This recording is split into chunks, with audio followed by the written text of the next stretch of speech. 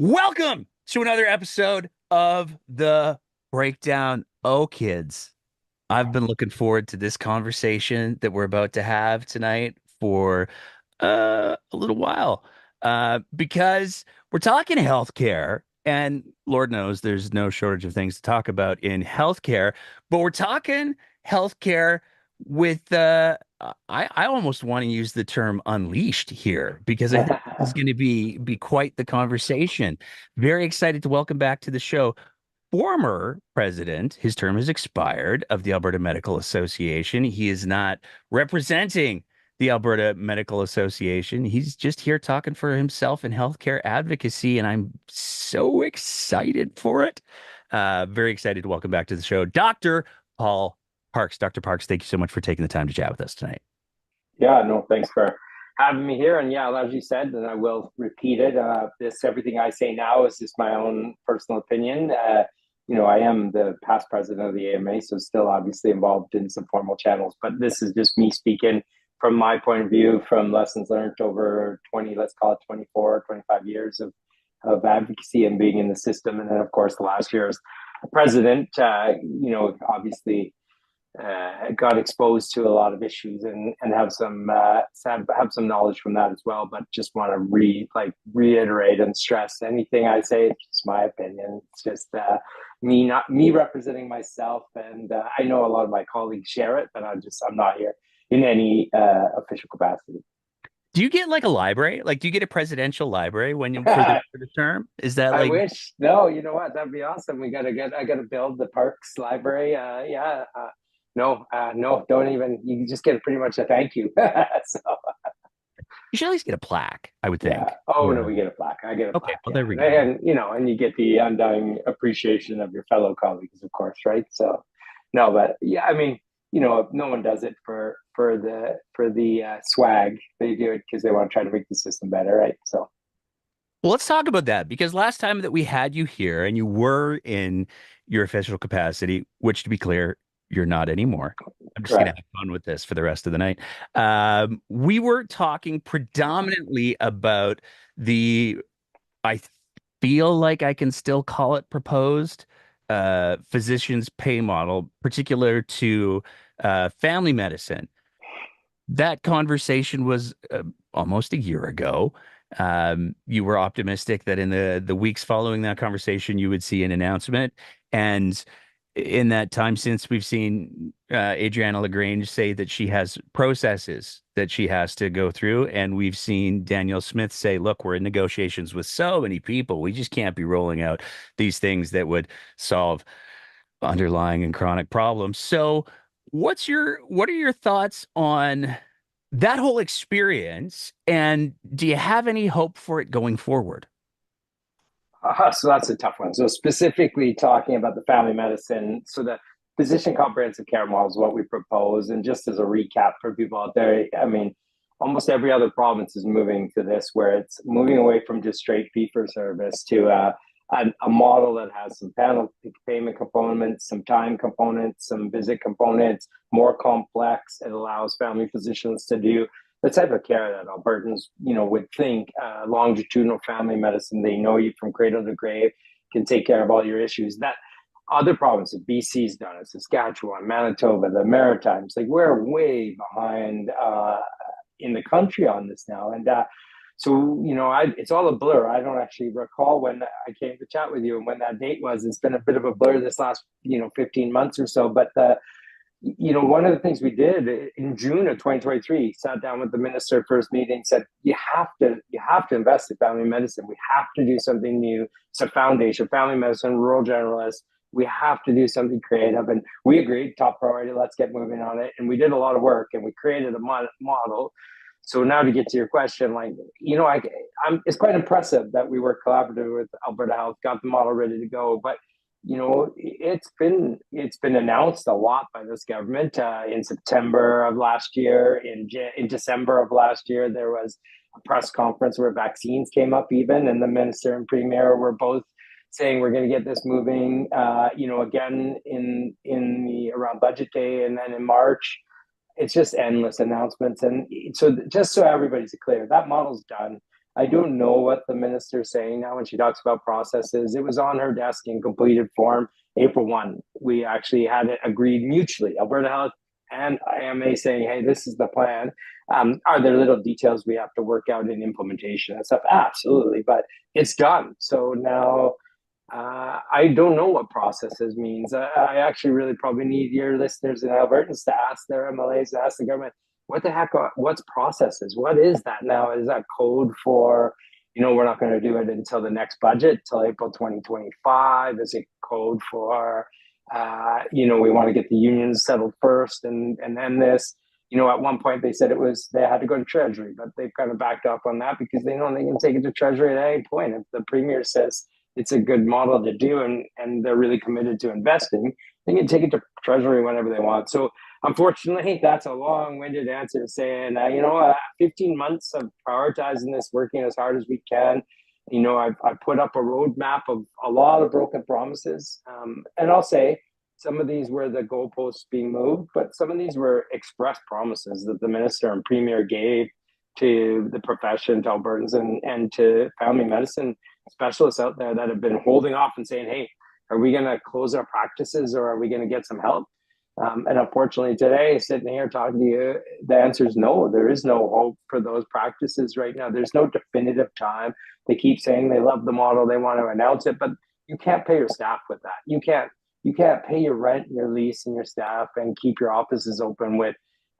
We really want to do it, but we got processes. Like, nobody can go on that. So unfortunately, we're tied up here now, where government's making a choice not to act. Government's making a choice to not invest in primary care and in rural specialists, and it's going to be really bad for the province. It's going to hurt Albertans. So why should Albertans care?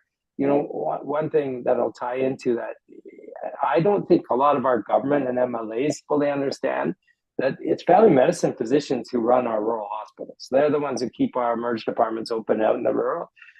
Every rural closure you see now of an emergency department that's closing, or the hospital accesses are closing, some of it's related to subspecialty care, but the vast majority of it is access to family medicine physicians and rural generalists. And that's just going to domino and domino, and you're going to see more and more of those close. You're going to see them have to travel into the bigger centers. It's just going to have an ongoing vicious cycle. So it's sad that we're at this state where the government's choosing not to act. There were some stunning numbers that were released, and I realized that they came likely after your tenure ended, but I'm sure that the establishment of the survey that got those numbers, uh, the if I was reading that right, more than half of the current family medicine practitioners in the province of Alberta are looking at exiting. Something like 72%, I think it was, are looking at exiting the profession of family medicine. And of that group, like, more than half of that group has said, "Oh, and we're actively taking steps."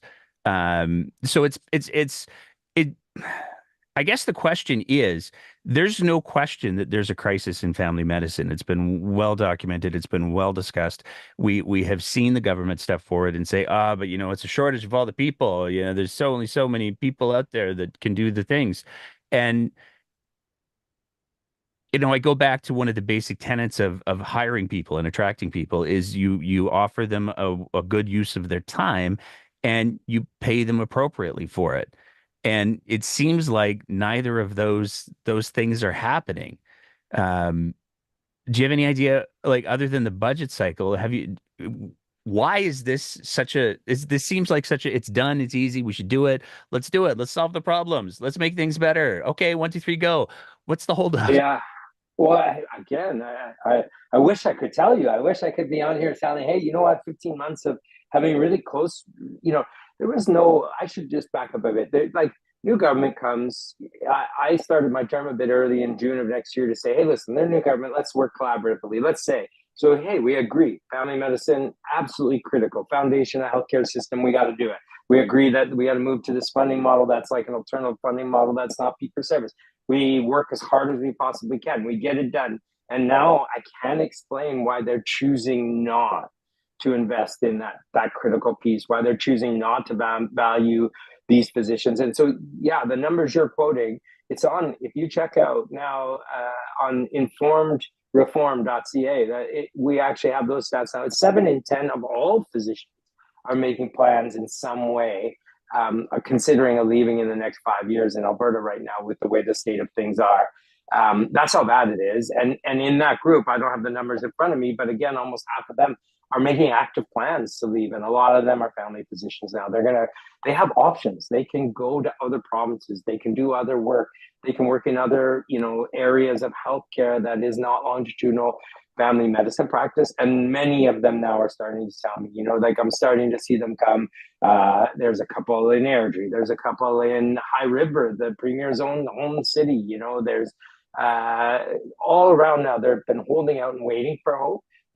It's not coming, so they're making decisions to leave, and they don't want to, but they are. And so now the sad part is that's just retention. But if you want to look at recruitment, why would anybody come to work in this province when we're miles behind on the funding model for family medicine, for example? We're never going to be competitive with the rest of the provinces when we're trying to recruit into these communities. And then when you have these communities where if you have a community with 4 docs and you lose one, then you only have 3, then you lose another, you only get 2. Well, those 2 docs are trying to do the work of what really is probably 6 docs. You probably needed 6, but you had 4. Now there's 2 trying to do the work of 6 docs, and they just burn out, and it keeps on going. So no, I don't have an answer why government is choosing not to invest. And the one thing I want to put a fine point on this is they're choosing now to spend expensively and inefficiently.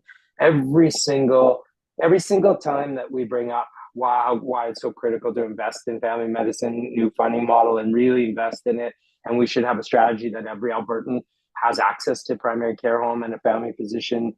Every time we bring it up, they're like, we already spend too much money on healthcare, so we don't have the money because the budget keeps going up, and so we can't spend on it.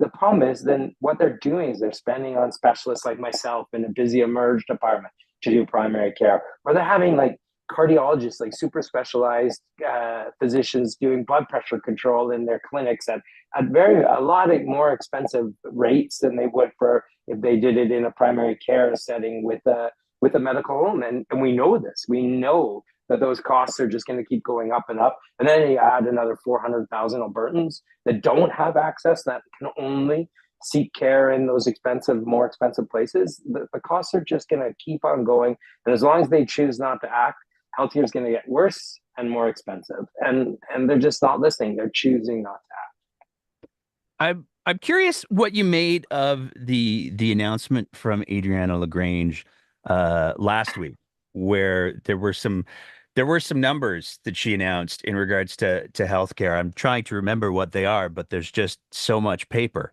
Um, that was a bit. $60 million Yeah.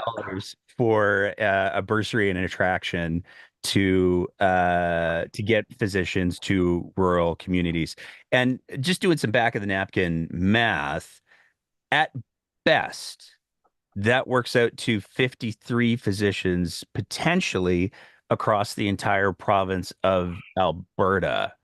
Am Well, I keep in mind, no, well, yes and no if you did it that way, but keep in mind this is a couple things. This is bursaries for students and residents, so training to become physicians. So it's bursaries to try to encourage them. So I should preface that any investment in rural healthcare is a good thing. So we need lots of it. But here's the scoop: that's Fed money. So again, government's not actually investing any of its own money. It's investing Fed money that's been federal money that's been long in the works, that has been in the works for over a year. 2, they're investing in the future of family medicine, which is a great thing. But who's going to train those docs?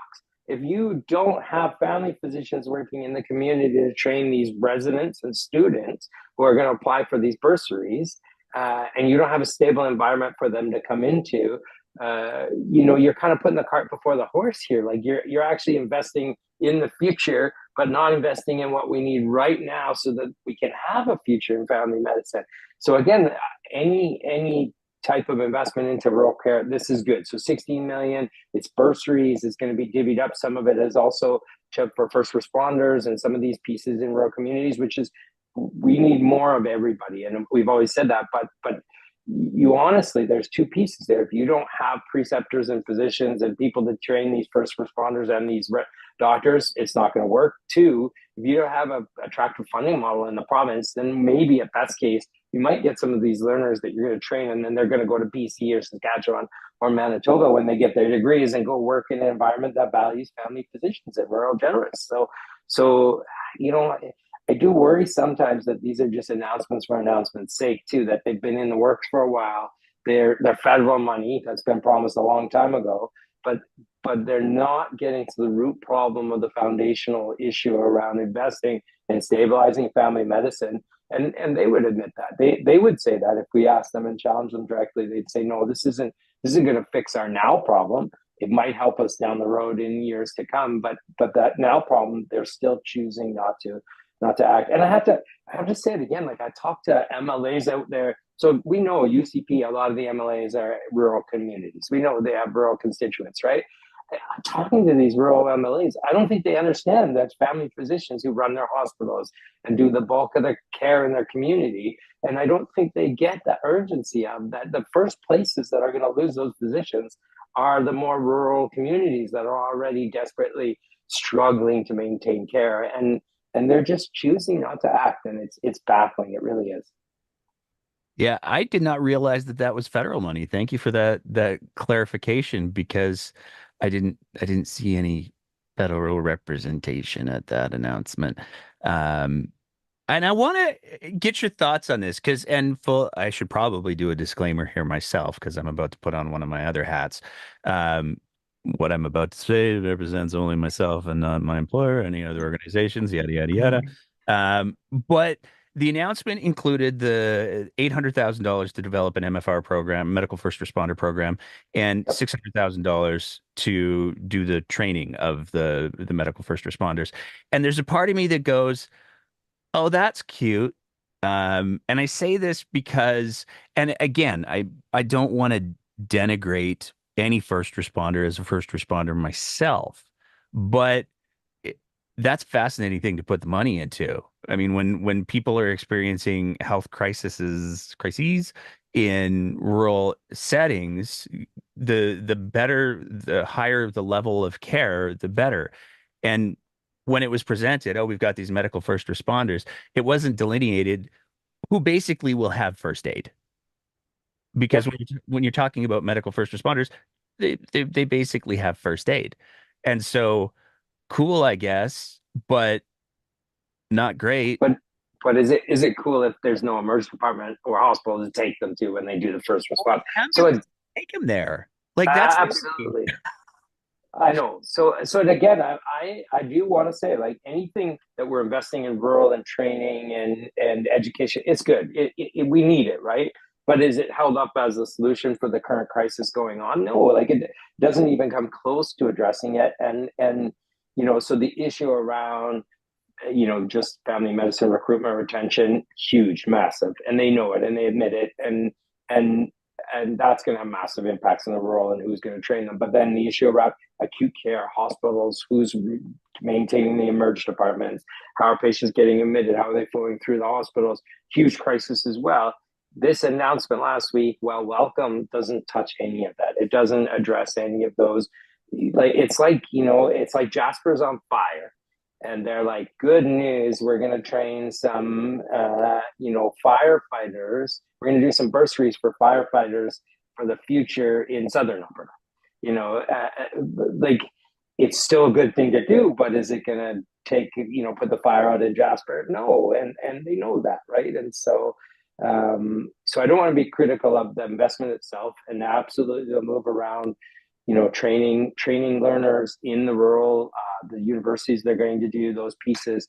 Those are like the one in Lethbridge and South, and then the one in Grand Prairie and North. It's critical. It's huge. We need to do it because then those learners will maybe stay in those communities and do more rural care. But if you don't bolster the foundation of the docs and the healthcare workers who are going to actually do that training first, you're going to have no one to train. You're going to have no one there to do the training. I mean, so it is a bit of putting the cart in front of the horse, unfortunately. The UCP has come forward with some solutions, and I'm air quoting this a little bit for our audio listeners. We saw out of Airdrie the announcement that the UCP actually approached a physician who works in Airdrie, who works in the Airdrie urgent care, and they gave him $85,000 to put together a business plan for what is, to my knowledge, and this is where I'm hoping you might be able to provide some context and clarity.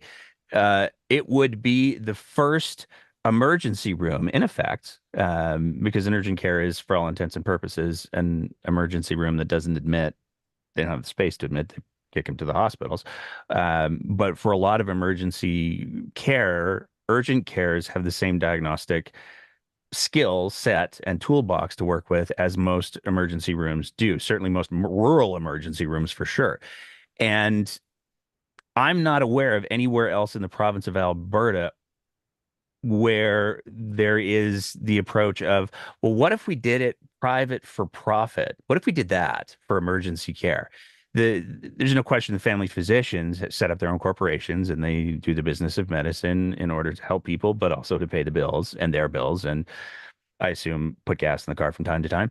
Um, but the proposal that's coming out of Airdrie is a privately run, for-profit urgent care with a primary care office on the second floor.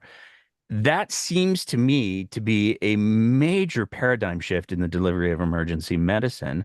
And the reality is that Danielle Smith, just like a week and a half ago at one of her town halls, exclusive to UCP members, so town hall, that, if you will.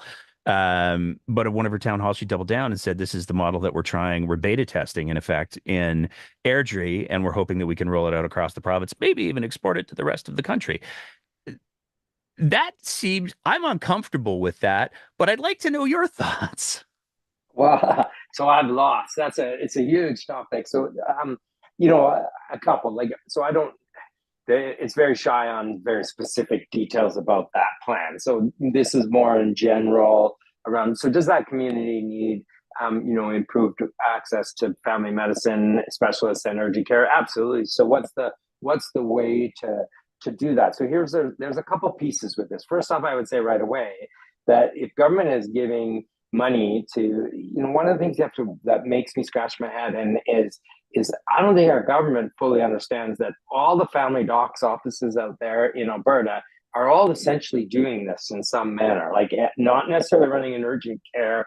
That's a step up. That's more urgent and emerge, but they're all running small family medicine practices. Some of them are even groups of 20 or 30. They have big infrastructure, lots of overhead and lots of costs. First thing I would say right away is all of those physician groups would be like, hey, Premier, hey, Minister, we want you to support our operational funding and our infrastructure funding like you're going to do for this one. Like, why? What? So I understand government right now has this idea that privately delivered, whether it's for profit or private public funded, just privately delivered is always better in some manner. I think they forget that family physicians are privately delivered healthcare out in the community. And that's part of what the entire model was about, was like help support the operations and infrastructure and overhead costs for these clinics. And I'm not talking like some of them are one single physician clinics, but lots are big clinics with lots of docs that are threatening to go under because they can't pay. So first off, why would they do it for just there and not all these other docs that are in line? Because as soon as they set that precedent, I would tell you every single one of those groups out there should be, hey, we want some government funding for operations and infrastructure too. Two, though, is this urgent care thing. So here's where the devil's in the details around. You have to think. So this government thinks that what they're going to do is create an acute care org, and every single provision of what type of healthcare needs to be done in the acute care world, they're going to have what they're calling clinical service providers. So a chartered surgical facility would be that. AHS would be a clinical service provider. Covenant Health would be, if this Airdrie clinic got off the and running after however long it takes to build, it would be a clinical service provider. So now think of this world where we're going to have, maybe dozens, if not hundreds of different clinical service providers. how are you going to coordinate that care? Like, what are we going to do around that urgent care center, for example? What if they do, conditions A, B, and C, but they don't do, D, E, F to Z? Um, how does the government ensure that there's something in that area that will be able to do those kind of things, like heart attacks, for example? Are they going to do an urgent care that doesn't do chest pain? Or will it do chest pain? But then if it has some issues that the chest pain looks like it's a little more complicated, are they just calling an ambulance off the street to take them into a hospital and an emerge? Or what are they doing? And how is that care coordinated, right? And the problem is right now is there is zero plan for the coordination of acute care right now. In fact, Alberta Health Services used to do that. So however much you want to criticize Alberta Health Services in the sense of what it should have been, should there have been things improved with it, should have been optimized, absolutely, no question. But it was doing a very good job of coordinating all of the acute care that you need to get in Alberta. Um, with dozens and dozens of clinical service providers now, it's going to be a gong show. It's going to be, as an example, all of the AHS facilities have Connect Care. Well, with this urgent care, have to have Connect Care. Because if it didn't, and that patient went into urgent care in this facility, and then it has to be transferred over to a Calgary Emerge, for example, everything's going to be redundant again. You're not going to know any of the information. You're not going to be able to know what they did. You're going to have to repeat it all. Like, who's coordinating that? Who's making sure this is going to work seamlessly for the patients and the Albertans? And right now, I'll tell you, nobody. There is no. Alberta Health is taking this all on. The bureaucrats are drowning, just trying to refocus and dismantle and disintegrate our system. Nobody is looking out for the coordination of our acute care services in our province. And so, add this Airdrie urgent care center, and then add a whole bunch of chartered surgical facilities around it. Then add, well, what are we going to do for if you need some more emergency department, highest level care? Who's going to deliver that? Who's going to coordinate? It's a gong show right now, and they're just making it infinitely worse.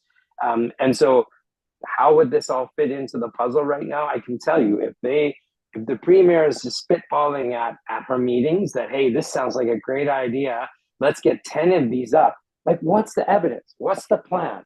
How is it going to integrate with your EMS? How's it going to integrate with your emergency departments? How's it going to, what's the plan? Or are we just doing this off the back of a cocktail napkin? Because someone came with a really good idea. And again, I don't want to disparage the group in Airdrie. I'm not commenting on them specifically because it might be a great, amazing plan, and it might be able to deliver care in a unique way. I don't know the for-profit components. I don't know how they're adding private business into it.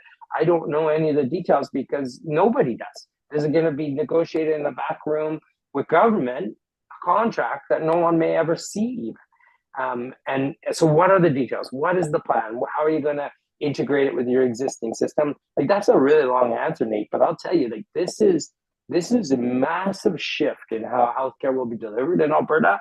And if they're just going to wing it and just do one-offs and say, hey, give this a shot, see how this is going to go, like, we could be in a lot of trouble. And then here's the one thing I want to just finish a little bit is Albertans should think about this. Do we want a really disconnected multiple providers everywhere and have our government sell off all these critical urgent care centers so they don't even own them? So now if we had 10 of these across the province, for example, they don't own them. They don't control them. They'll be at the mercy of whatever rates they set. They be at the mercy of, I didn't even talk about workforce. How are you going to coordinate your workforce in the Airdrie urgent care versus an urgent care that's maybe in Calgary versus how are we going to coordinate our workforce? Who's doing that? Is that on the responsibility of the new clinical service provider? Oh man, you're winding me up. I could just keep going here. Like, it's got so many issues that it's like, what's the plan? Show the plan if you're going to move in a direction like this. Like, and I don't believe the government has a plan. Like, if they have it, they have not shown it to myself. They have not shown it to the vast majority of my colleagues that would be like, integral in trying to coordinate some of this care. And that's scary. Well, I guess the things that I bump up against is it seems to, I mean, not only as you pointed out, be creating a pretty major vulnerability because if Bob's Hospital Corp decides to say, "Hey, government, it's a real nice healthcare system that we own now. We'd like to talk to you about a couple of details on the next contract." There's not a whole lot of room for, well, no, we're not going to do that. But the other piece that I find alarming is, um, there's the it creates the opportunity, which is again something to me that should be avoided, but it creates the opportunity to pick and choose who gets what. Like Airdrie already has an Alberta Health Services urgent Sure. care that Daniel Smith did a great job of denigrating at that same town hall. Um, and there will be this shiny new one that she paid to bring to life. And who gets the MRI? Who gets the fancy toys and who gets the scraps? And Well, that yeah. What exactly? Why would this one be picked? Are they further ahead than others? Did they do a request for proposal? Like I don't know any of that, or is this just done because someone knows somebody? I don't know. So I'm not. I don't. That's where I want to be careful. I don't want us to be caught talking very specifics about this group because it may be very well thought out and well like great plan. Like and so. But here's a bigger piece that I would ask that I'd even focus on in Alberta, if you, this is what we really have to think about. So if you hear the for profit, anything that's profit related in our healthcare system right now, everybody should pause and think for a sec that every dollar right now, as long as it's publicly funded, every public funded dollar is a taxpayer's dollar. And do you want your taxpayers' dollars to be going to pay for profit in private companies, whether it's a single doc doing it or it's a big company like Shoppers Drug Mart or Rexall or whatever? Do you want your tax dollars to go to the government and then the government make deals with businesses and you're paying the for-profit component to make profits for companies? That's one thing that I don't think anybody is really thinking about as we're doing. So it's one thing if you're going to try to get a clinical service provider that does, a couple more cases for the same amount. That maybe, I don't know that may have some benefit because basically then all your public dollars are going to pay for actual service delivery. But if you're using your taxpayers' dollars to pay for profit for somebody, why would we support that? Why would we do that? And then in addition, this is a scenario now where you're allowing government to not only take your money and decide how to spend it, but who to spend it to and what groups to make deals with and what businesses to make deals with. And so that's a gigantic shift in how we've ever done healthcare in Canada and or in Alberta. So if they're going to do it, they better be very transparent and very clear and tell people this is what's going on, and your money is going to make profits for big companies. I don't think a lot of Albertans would be on board with that and think it's a good deal. And then the second is, as they parcel off this, like you said, once the government, it's happening already with our chartered surgical facilities. So these are surgical facilities that are privately owned, delivering excellent care. But you got to keep in mind, anything that would kill you, they can't do it in those facilities. They have to be done in our big hospitals. So they can only do specific surgeries and then they can say, no, we don't need to worry about any of this other stuff.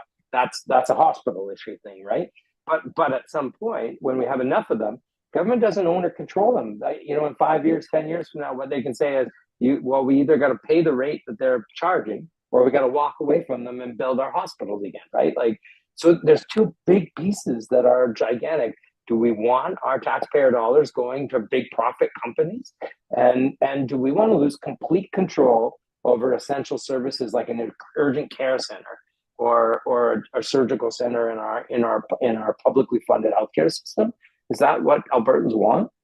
it's it's wild to me that it's even a conversation because uh and I it's a difficult line to walk because I mean even talking about the chartered surgical facilities, the I don't want to speak ill of any healthcare worker, period.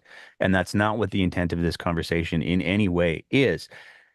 I do have questions about things like, there's that orthopedic building up in Edmonton that was built in 2010. Beautiful building. It's got all the things. It has been closed for months because there's not enough staff to run that orthopedic service. And Right. that is like, why are we spending money pursuing these other interests when the reality is, um, we have the facilities that we can't even get the people to work in. And part of that has to do with the fact that there is from what I understand, please correct me if I'm wrong, there is some form of brain drain going on where the staff are being, hey, you can go work at this facility, or you can go work at Bob's Shiny Surgical Facility where they have an espresso machine. Um, that's a reality. Am I wrong? No, no. I mean, so it's absolutely the truth, and but it's even more than that. It's not even just a shiny espresso machine. So honestly, right now, and you struck me with what you said around, it's surprising to you. It's a dialogue or it's a conversation. It's not. I don't think Albertans know that our government's plan is to parcel off a whole bunch of this critical care and get it privately delivered, right? So even if it's still publicly funded, privately delivered. So, and I will echo what you said. It's not as the healthcare workers, the nurses, the anesthetists, the surgeons working in these facilities are phenomenal. But here's the setup, and what you said is bang on.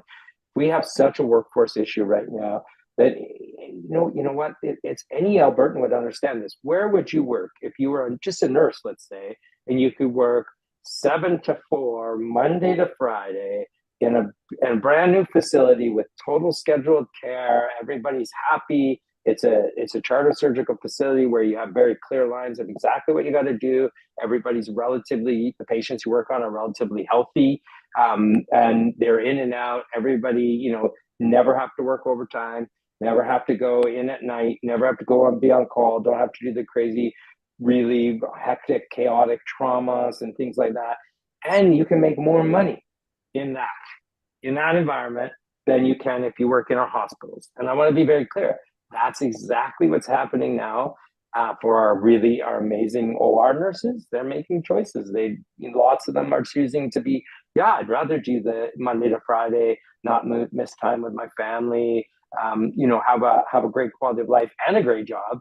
And they go to it. Same as our anesthesiologists. We're so short for anesthesiologists that now, and again, it's not anybody would choose this if your work environment is more controlled, you make more money. Because one of the really perverse things is that anesthetists, for example, if they do like 15 really quick cases, they'll make more money than if they did 2 long, call it 6 hours cancer cases. So now we're in a scenario where you mentioned the ortho in Edmonton, but in Calgary, for example, we routinely have diversions, meaning in our major hospitals in Calgary. So it could be the foothills tonight, maybe, that they don't have a team to do your regular general surgery emergencies. So like an appendicitis or your gallbladder or a tear in your bowel, they don't have a team. So if you go into the foothills, you'll get diagnosed by one of my emerge colleagues, and then they'll have to pull an ambulance off the street and put you in an ambulance, and then you go to the Peter Lougheed, and then you wait for a surgical team there, because they don't have enough staff in their hospitals in Calgary right now, as it is, because of the supply and demand for our anesthetists and the teams that help do the surgical, the pre-op and operative and post-operative care. They have lots of surgeons, but all the rest of the team. And so adding these CSFs now are actually draining it even more, that this will just get worse. And in fact, it'll get to the point now where we're almost in danger of inverting the priority curve now, where in Alberta, you're almost getting where it's not quite there yet, but it's close, that you could get your elective knee that needs to be done. It's a scheduled knee. You could get that easier than to get your appendicitis or your bowel perforation that might kill you. We're almost flipping the curve now. It's not quite there. And so some might say that's hyperbole, but if it carries on, absolutely. And the stats in Calgary for diversion, for example, like, it does blow my mind a little bit. Albertans don't have a clue that in our biggest city, in our province, in our biggest hospitals, we routinely do not have the surgical teams that are required to do the emergency surgical cares. And while that's happening, the government is currently considering adding more CSFs in Calgary zone, for example. In South Zone, where I am, half of our OR time in Lethbridge and Medicine Hat, half of our operating rooms, sit empty right now because we don't have enough staff. And I hear good rumors that they're contemplating opening up CSFs in the South Zone. When it's very clear we already have that infrastructure, we don't have the adequate team to take care of it. So it again, what's the plan? What's your workforce plan? Like you mentioned the brain drain. It's a real issue. It's a challenge. So what is your coordinated workforce plan for acute care in this province right now? There is none. They neutered AHS. AHS has no say over it. Covenant Health, no say over it. They barely interact as well as they probably should together between each other. Then you're going to add a whole bunch of CSFs, and now you're going to add some clinical service providers like some more urgent care centers, and there is no CEO of the acute care org. There's no one organizing this stuff. It's chaos, man. It's bizarre. Wouldn't it be? I mean, maybe I'm being a little simplistic, but if your goal was to provide Albertans the best healthcare possible, and you recognize people are looking at leaving the industry because they are unhappy, rather than build this whole parallel system that picks and chooses the patients that it's gonna take care of, wouldn't it be easier just to make the people happy? Yeah. Well, yeah, you would. You know what? I mean, it sounds so silly to say it that way, but of course, like I think I don't think any government or really anybody really appreciated what the pandemic did after coming out of the pandemic, what it did to the global workforce for healthcare. So it's just and one thing that does drive me crazy is every time we bring up, well, we're having troubles here or that, frequently the government will be, well, it's bad everywhere in Canada. And in a way, I'm like, well, I do care about the rest of Canada, but when I'm talking in Alberta and talking to our Albertan government, I care about Alberta. I want to make sure that we're competitive, that we have our healthcare workforces valued, that they really are, that the people want to come and work here and be here and provide the care for the 500,000 people that we have flooded into this province in the last couple of years. Like we want to be a place that our healthcare workforce is happy to a degree, right? Like it doesn't have to all be joy, joy, love, love. Like I mean, it's work. Like we all have to do. There's some good stuff with our jobs and there's some bad stuff. So, but the point being is, you definitely want a workforce that's valued. We definitely need to be competitive, and it's a really difficult workforce. Like so here I'll probably get in trouble for this, Nate, but I'm gonna tell you right now, as an example for our capacity and our like I'm just getting notified. So maybe it's not true, maybe it's fake news, or maybe it's a bit exaggerated, but like the Edmonton zone is not accepting any general internal medicine patients right now. I've just heard because they're at full capacity and they're capping because that's how difficult our teams are in the entire Edmonton zone.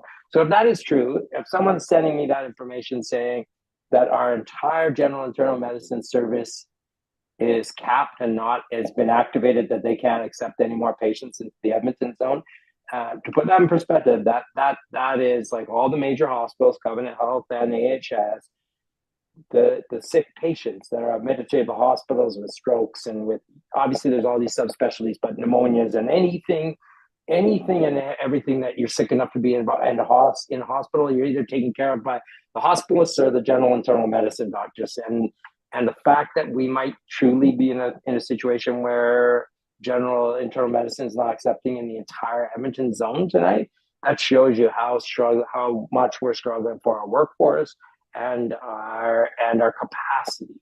So our ability to take care of sick people. And so then everyone will be like, what's that mean? It means anybody sick now out in the rural places will have to stay, or they'll have to fly over to South Zone or to Central Zone, or if they're really sick. And then it also means, though, that all the patients that show up in the emerge departments in Edmonton right now are going to just sit for days in our emerge departments. And then anybody that comes in that's sick in the waiting room, there's no space, it just backs up. So, that's the kind of situation we're looking at right now when we say there's acute care crisis going on in terms of our workforce. So, like I said, maybe I'll get in trouble for saying this on tonight, but if it's true, if it really is that our entire, so I've been saying for the last couple of months that we're extremely worried that we'll hit a point where we will have our general internal medicine physicians say, we truly have no more space. It's not safe. We can't take any more patients in the Edmonton zone. And if we really trigger that tonight, that shows you we haven't hit our really peak volumes of our respiratory illnesses that are going to come. We haven't hit a lot of our seasonal. And I always get criticized when we say respiratory, and it's like it's not. I'm not like it's not a shift or a blame game that influenza or COVID or we know every fall going into winter we get a huge spike of a bunch of different respiratory illnesses. We know this, and if we're hitting this before those spikes hit us, we're in trouble, man. It's the environment right now is truly in crisis, and unfortunately, our government's choosing not I have a list that I want to work our way through. to act. You're, I'm you're sorry, man. so I could talk forever on so all of these tempting me things, to but mess with my list order, but I'm gonna exercise some discipline here because as much as and I mean, if that's true, whatever source it may be from, um, then it could be Twitter. I mean, who knows? Maybe it's coming from all kinds of places. It doesn't necessarily have to come from any official channels. But if that's true, then the healthcare system, like I and again, I'm going to put my other hat on for a sec. There's a turn of phrase that we use in the industry, and it's a turn of phrase that is supposed to be used exceedingly rarely, because at this point, when you start using these three letters, the rules change dramatically. The goals change dramatically, and those three letters, for anyone who's unfamiliar, I'm referring to are MCI or mass casualty incident. And that represents when the available resources of a healthcare thing are so overwhelmed that they cannot provide the care in the manner that would normally be exercised. This is where you literally choose who lives and dies. And if the healthcare system has become so overwhelmed, before we've gotten to the respiratory virus, influenza, COVID, RSV season, um, the implications of that are so dark, they and are, they're and you know what, they are like, and so again, I'll government will jump on me and say I'm fear mongering and just trying to scare people, and I'll tell you that honestly, I think we have to be transparent and have these discussions because that's truly what happens. If Edmonton zone, so I'll say right off the get go, everybody working in that zone is amazing. They're going to do everything they possibly can. There's going to be surge pieces that we'll try to implement, we'll try to offload to other spots. We're going to work our hardest so that we take care of Albertans. And we always do. But if we are, there's no question. If Edmonton zone is capped for general internal medicine, for example, that is a mass casualty incident. That is we are in disaster mode because by definition of disaster medicine is that your demand way outstrips your supply, and that's no question what we're in. And so for me, sure, government could criticize me and say that I'm, fear mongering, just trying to scare Albertans. And I'll flip back and say, listen, the fact that we're in an environment like that and you're not talking about it and you're not actually acting and doing things that will make it better, that's worse. And I'll also say right now, the stuff that our government continues to do with the reorg and really kind of hammering on AHS and Covenant Health and the way things are going, like it's just making it worse. It's making it harder to deal with those kind of mass casualty incidents in an environment that's just so chaotic. So yeah, I mean, and I'll stick by my guns. Maybe they're going to come back and say tomorrow that no, we managed to squeeze one more in and we didn't fully activate this or not. And I'm going to be like, you know what? That's insane that we were just one away then, right? Like that we're that's the environment we're in right now. So let's talk about it and let's truly declare it as a crisis that it is, and let's start working on some of the solutions so that, because you're absolutely right, if it continues on, and we all have scars from COVID, man. We had times where people who could have maybe been salvaged or saved in a different environment where we weren't in the peak of our delta waves and that we had people who died because we did not have the capacity to take care of them. We don't want that as a regular occurrence in our healthcare system. Nobody wants that. okay. But what if, and hear me out here, What if instead of addressing the mass casualty incident that's ongoing on a semi-regular basis in the province of Alberta, what if the Alberta government instead put its energy into restricting access for healthcare for trans youth? That would help, right? Gosh, no. There's, And again, there's my that's, pivot. you know what? Wasn't even that. So that's sad, right? So if we're talking about, so for 15 months, I've been trying to advocate to Alberta saying we have two big parallel crises. One is access to the foundation of family medicine. Two is our acute care stabilization in regards to things like if Edmonton zone is capped for all of general internal medicine. That's insane. Um, so for 15 months, been talking about that. But what gets on the docket, what seems to be a top priority right now, is continued dismantling of the system.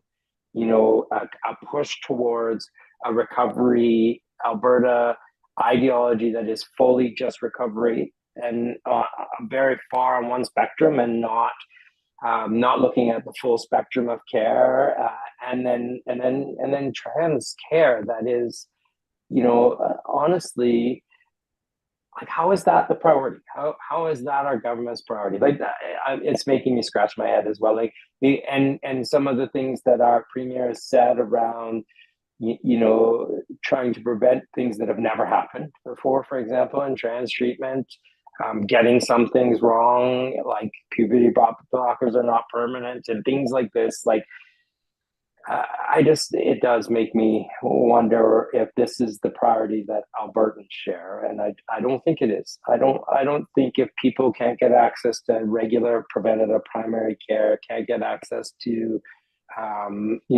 life saving emergency and urgent care in a timely manner, can't get access to cancer care or surgical wait lines, wait times. Every metric is objectively getting worse, and it saddens me that seems to be a top priority for our government right now. Is kind of ideologically driven, misinformed decisions around trans care. It's wild to me because, and again, I come from a world of, well, what's the evidence? That's always the question. And there's always going to be, because of the vast depth and breadth of the ocean that is medicine, there's going to be little things that you're like, oh, I didn't know that was a thing, or oh, we didn't know how that worked, but it did. So cool. That's a thing that happens. But the fundamental question is, what's the evidence for doing the things? And as you highlighted right there with the trans care piece and the care for the gender dysphoria, there's no evidence to support the government's decisions that I'm aware of. And I find myself thinking, like, I don't think that that's a comfort. I don't think when you're standing over the body of your loved one who died from a pneumonia, or who died from a heart attack, or has permanent disabilities because of a stroke, I don't think anybody's going to be going, but you know what? We made those trans kid lives a little bit more miserable. Like, that's not a victory lap that anyone's going to be taking. It, it just makes me crazy. And I didn't swear enough. No, it's tough, and honestly, it does amount to practicing medicine without a license to some degree now, because it's not. Why is the government getting involved in this stuff? This is truly now where, and don't listen to me. Like, I'm an emerged physician, so yes, I have some expertise and opinion on this, but listen to the people, the physicians that are doing this care, the physicians, the pediatricians, the psychiatrists, the children's. Like, I mean, it just makes me scratch my head why the government is getting and putting itself between the family, the patient, and the doctor, and the experts.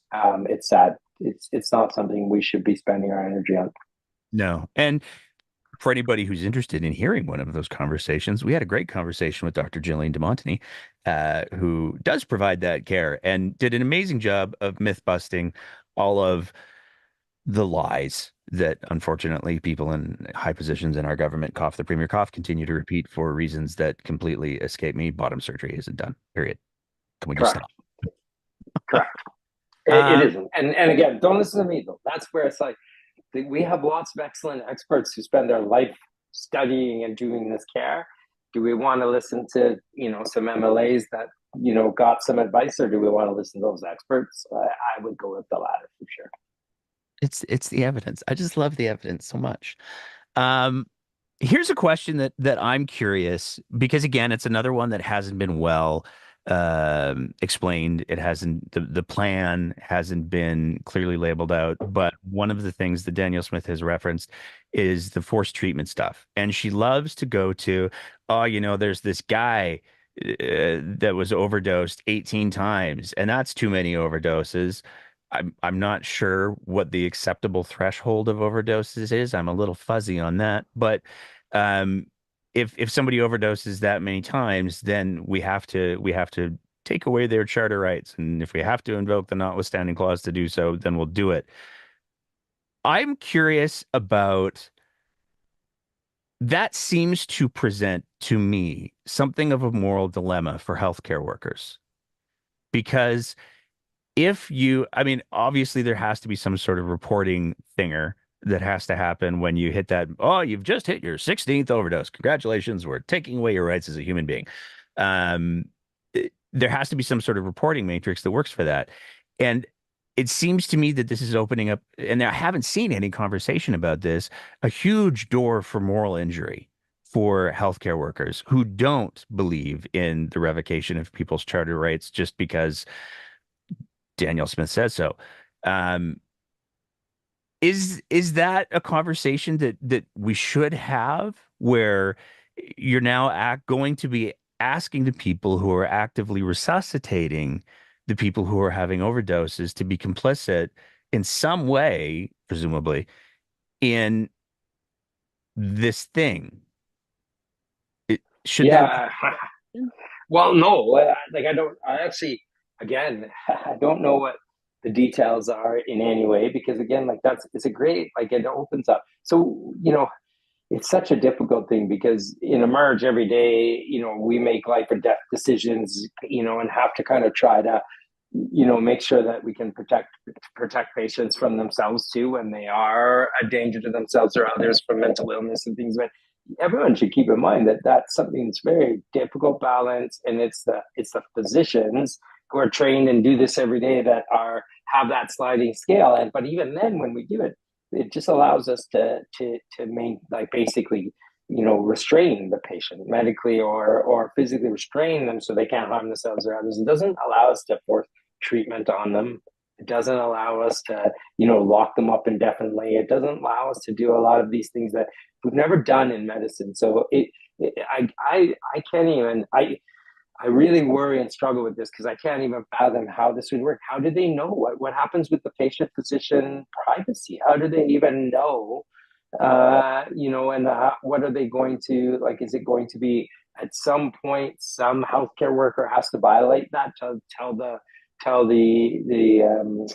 whoever it would be, the police, I guess. I don't know, right? Again, like how's all this work? And so again, I would say, what is the evidence? What does the evidence show around any of this? And then the second piece, though, would be, one of the things that I've heard from my colleagues again and again and again is that, if we truly looked at recovery and addictions as a spectrum and meet the patients where they are and have robust interventions and supports and help through all stages of that for all the patients that are presenting, that would be the first thing to do before you start looking at trying to think about locking up and or forcing treatment on a very small minority. Because you know what, again, it's so hard for me to comment because I don't know any of the planned ideas that they have for this, and I don't think they're intending to consult or get any opinion from the medical profession, from the AMA, for example. I don't know if they've just cherry picked someone that they like and got that input. I have no idea. But they're not coming to our like the AMA and our addictions experts and asking their opinion, or not aware of it at this point yet. But here's the problem that I want to say that does break our heart is that you see it, I see it, we see it every day, that there's just a catch and release environment already in medicine where people who desperately want help and we can't connect them into help. So so let's focus on that. Like let's get some resources for these people that are really struggling with mental health or addictions who come into my emerge regularly, and we try to intervene and try to get them into detox and supports, and there's not enough of those supports. They can't get into them for weeks. They can't get this, they can't get that. Like, it does break my heart, and we see it all the time. So let's focus on that. Why wouldn't we put our energies on, let's start with the people who are desperately requesting help, get them robust resources, and then we can look at those really small percentage that are really refractory to treatment and need extra help and resources, and then is locking them up the way to do it, or is there other ways? But I would say we should really, almost on a regular basis, I see people coming into Emerge, and my colleagues do, like, pleading for help on addictions and mental health, and we don't have the resources to help them. So let's fix that first. Yeah. As you're talking about the consultation there, I had a little bit of a shiver because we saw with the FOIP that we did that the consultation that the UCP did after they announced their anti-trans policies was, so we're going to do it. How do you think we should communicate that we do it? The decision had already been made in the absence of evidence, no less. Um, and they did their consultation was simply, so how do you think we should announce this to everybody? And also, how do we hunt down the doctors that still try to provide this care? What are the penalties? What do you think, Joe Citizen with no legal background whatsoever? And that rings true, because that was the exact same experience for the trans care as well. They didn't consult our experts. They brought them in and said, "How do you think we should inform everybody on these decisions we've already made?" Yeah. Yeah, it's what on principle to me, I think that as soon as like, and I want to just explore this a little bit. I know that I'm pushing for time a little bit, but I'm gonna take everything I can get. All Uh, right. but when you're talking about the criteria that have to exist for somebody to be a threat to somebody else or themselves, like it's immediate. It's It's very time limited. Absolutely. so like I fail to see, in principle, the difference between somebody coming into an emergency room, having been resuscitated from an opioid overdose that's cut with God knows what, let's say metformin, because that actually is a thing that happens. Okay. And so their blood sugars are low. And then you, as the physician, say, "Hey, so is this the wake up call? Are you gonna stop using the drugs?" And they say, "Probably not." Okay, well, you can go about your day. Like, you're not saying that you're deliberately doing things to hurt yourself. You're not saying that you're deliberately doing things to hurt other people. I think, to me, the number of times, and again, not speaking for any organization that I'm affiliated with, but the number of times that I've gone to like the acute abdomen call and it's pancreatitis and it's the, 16th, 20th, pick a number, time that this person has had a pancreatitis flare up because they've been drinking. And you can take them to the emergency room, you can ease their pain, and you can say, "Hey, are you going to drink again?" And they'll say, "I really hope not." The odds are good that despite the negative reinforcement of all of that pain, that they will, because the underlying trauma, the underlying things that are driving them to that, and the physiological dependence to the alcohol haven't been addressed properly. And so to say to someone, "Hey, you're not ready to address those things. We haven't given you the resources to address these things under your own volition," because as you just said, there's a shortage of all of the things. Yep. So instead, what we're going to do is we're going to invoke the notwithstanding clause and take away your charter rights because we just really want the sense of control. And that's what it boils down to for me, is it feels like the whole thing is just about, I want control.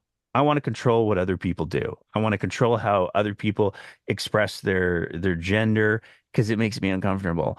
Or I want to control what substances people choose to use because it makes me uncomfortable. And there's no question that those choices come with real consequences, and many of those consequences are tragic and they are sad.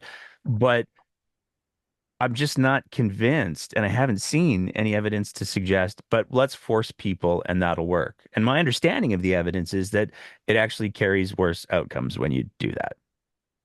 I mean, and even that, the evidence on that one's hard, because very few jurisdictions even try to do it, because it's so fraught. So, I guess, I would just fall back on two things. One, I would say, because you're right, your analogy around alcohol, sadly, uh, you forever. I've done this for 24 years now.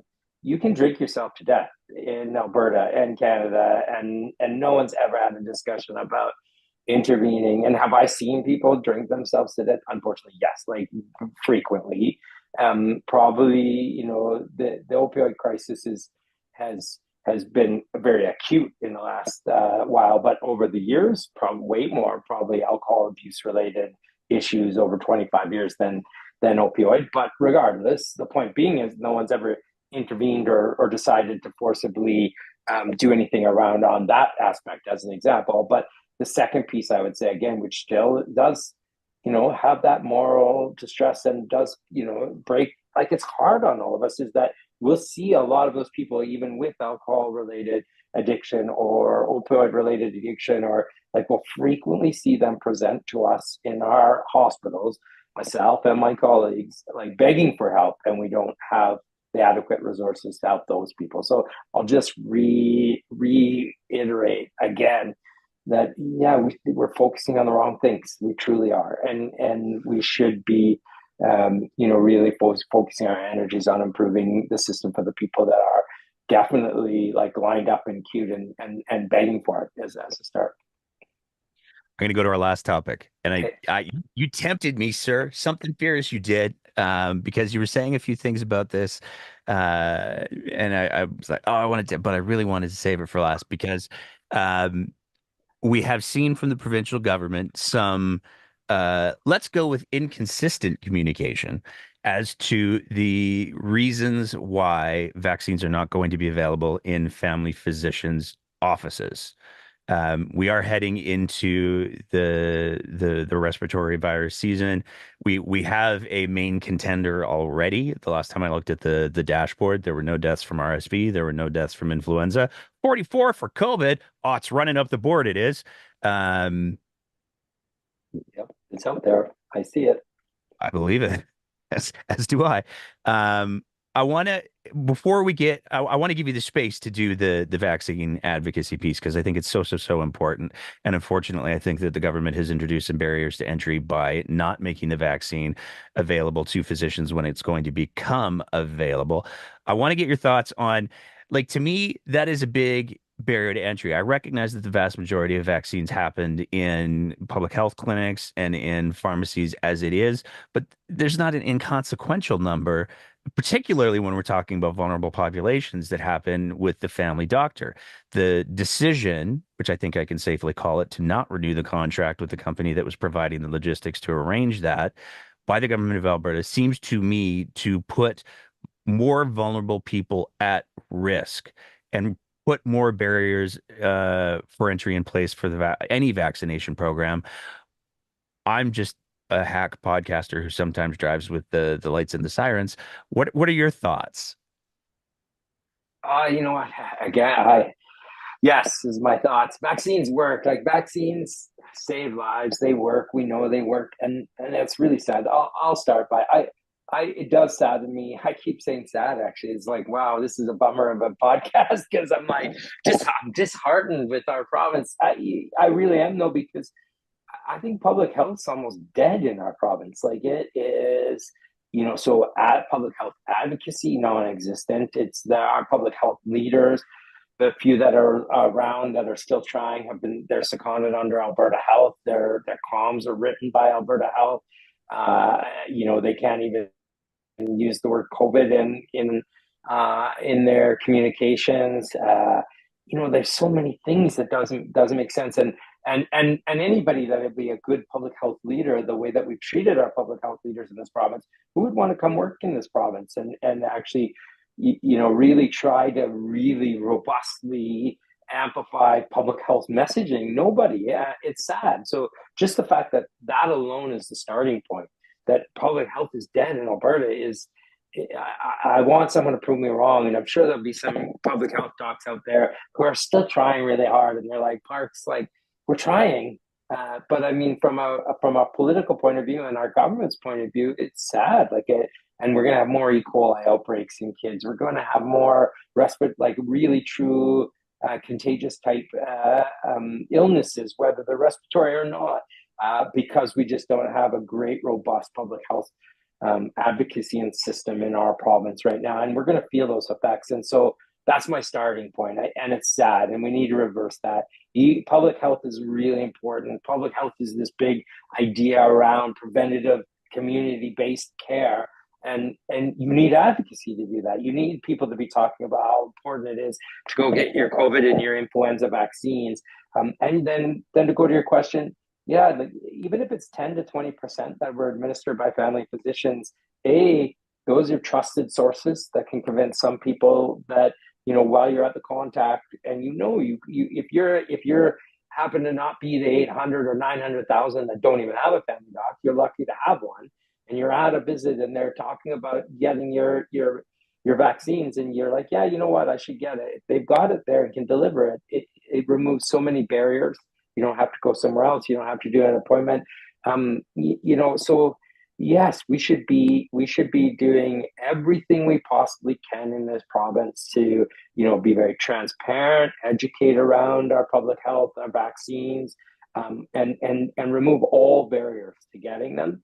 And then the last thing, I'll just cycle back to what I said. Like, we really are general internal medicine in the Edmonton zones capped right now as an example. Like, the impacts of that vaccine hesitancy and any diminished uptake of vaccines in our province will affect every Albertan, because as more people get preventable illnesses that get sicker and need to be hospitalized because of them, it'll impact our surgeries, our cancer times, our emerge times. Everything gets crushed when we get these huge surges of sick patients in our system. And we take care of you whether you have a vaccine or not. And so I'll just say that it's something that's a really important topic for all Albertans to be thinking about, because it could impact you. It could impact, your loved ones. It could have major ramifications on so many people in the system, because we are doing poorly with regards to our public health messaging, our public health advocacy, our public health leadership, and our vaccine uptake. And it's sad. It's bad. It's like we're going back to the 1800s, man, where someone's saying, don't drink from that well, you're going to get sick. And unfortunately, our government's like, no, I'm pretty sure it's okay. Go ahead and drink from the well. It feels like that some days. Can't tell me Maybe what to do. that's too much. I don't think it's. I got one more question I want to ask you before I let you go, because I think it's an important question, and as you said, I mean, I enjoyed tonight's conversation tremendously. I think our audience will as well. But here's my closing question: as an emergency room physician with over 2 decades of experience, no less, what's the thing at work that fills your cup the most, that gives you back all of the spoons? What is the thing, the case, the whatever that just makes you go, oh man, I love this so much? Oh, you know what? There's never ever one thing in emerge, because we love doing so much of everything, right? So, but honestly, truthfully, that impact of the connecting with patients and actually making, because it's actually not all life and death in the emerge either. It's not like, the ER, like on the TV show where everyone's got, a spear through their chest and the spear's on fire even, and, and they're having a heart attack at the same time. Like, so yes, there is life and death stuff, but honestly, I think a big part of it is that we're losing this a little bit, but that team-based connectedness and the impact of being able to work in a functional team and really impact people on a day-to-day basis. That's the part. Like, when I leave my even as challenging as my daily emerge shifts can be sometimes, usually there's a couple cases where I was really able to really connect and make a major impact with someone's life. Even examples of where the odd time when I see someone with opioid overdoses, for example, and you have those conversations about, this is going to kill you, can I get you help? And then the odd one that does, or they come back and they talk to you a couple months later where things are better and they're alive because of you. Those kind of things are what really make healthcare feels, kind of gives you that recharges you and rejuvenates you. And that's the one thing that it's a good point to end on again too, is that we are really struggling with our healthcare workforce right now. And I'll tell you, the people that are there are like truly working unbelievable, really working hard. And I always say, once you get into the system and get some access, you get amazing care. And people are there because they care, they really do. But it's getting tougher and tougher to do our jobs these days sometimes now. It really is. Like sometimes those little death by 1,000 cuts make you forget to pause and be like, oh, you know what? That little that little 4-year-old that came in, panicked with an asthma attack that I was able to really quickly treat and get back home. Those things are, you got to remind yourself that it's worthwhile, right? Has a helicopter ever fallen on one of your ER doctors just outside of the ER? No. Why do you ask that? That's a very That was specific the question. scene. That was the scene from the ER show. There was That's a awesome.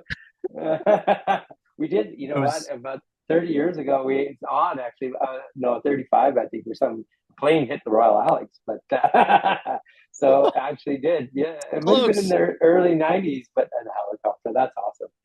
Yeah, no, it was an air rescue helicopter fell off the side of the building and just It like, landed yeah, that. That's awesome. No, it's not. It's not always that dramatic. very rarely in my experience. But Yeah. uh, Dr. Parks, I want to thank you so much for taking the time to chat tonight and having such a broad conversation. I love the unleashed, unrestricted conversation we had tonight, and I think it's fantastic. So thank you so much for that. Thank you for the work that you do, and thank you for the advocacy that you're continuing to do. Yeah, no, thanks for having me. I should probably say at the end too, people don't think this is all. One thing I always say, and I think it's important to remember, is I may be accused of being partisan. In reality, there's only one government that ever runs the healthcare system at a time, and it doesn't matter what party's in there. You know, things are not going in the right direction for Alberta, so we need to try to work collaboratively with whoever's in government to fix it. So I appreciate the opportunity to just be able to talk about some of these topics so people are. I'm a big fan of transparency. I think people should understand what's going on. And you know what? I think I was a little bit negative tonight, but we have solutions. We are coming to government as a profession saying, here's some key things that would really help. And just unfortunately, at this point in time, they're just choosing not to act on the solutions. So hopefully we can break that bottleneck someday. Maybe there's just too much paper. Yes. and too many processes. Exactly. Yes. Thank you so much, Dr. Parks. Okay, thanks, man. And that's it for another episode of The Breakdown. As always, if you appreciate the kind of content that we're trying to produce here, we would love nothing more than if you thought about signing up to be one of our Patreon sponsors at www.patreon.com/thebreakdownab, where for just the price of a fancy cup of coffee a month, you can help us continue to produce this kind of content. Whether you're listening to the audio version of the podcast, in which case, maybe leave a review and a rating, or whether you're watching it on one of our streaming platforms, we want to say a big thank you to everybody who is part of the Breakdown's audience. And as always, take care of each other and keep the conversation going.